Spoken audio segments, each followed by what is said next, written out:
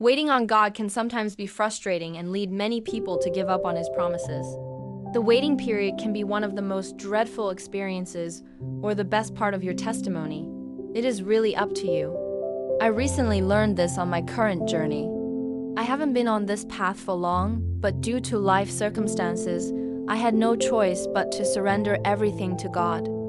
He broke me and stripped me of everything I placed above Him.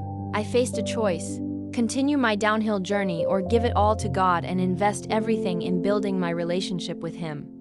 At first, I didn't make that decision.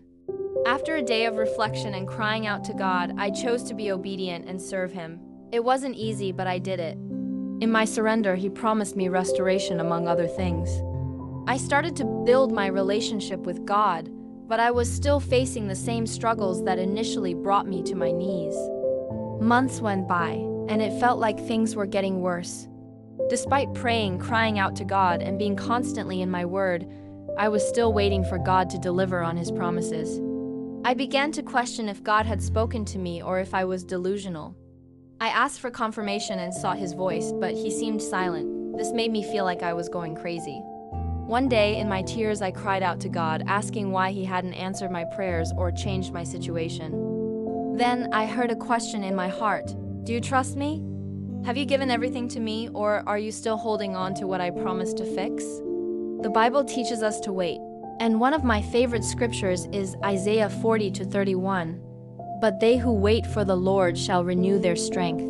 They shall mount up with wings like eagles. They shall run and not be weary.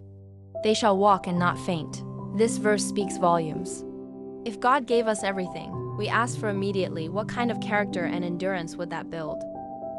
At that moment, I learned a valuable lesson. The waiting season may be one of the most important periods in our lives. It builds faith, trust, endurance, and character. It changes our mindset on how we view and handle challenges. My mindset completely changed. I began to ask God for endurance, peace, knowledge, and strength to make it through the waiting season. He provided all that and more. Even though I'm still waiting for God's promises to be fulfilled, I do not doubt that He will come through. I have a peace that surpasses all understanding, even during my storm. I am content. God may not give you what you want when you want it, but He will give you what you need to endure while you wait. So don't give up. If He promised you something, it will come to pass. You just have to wait with the right heart posture, because the waiting period matters more than you think.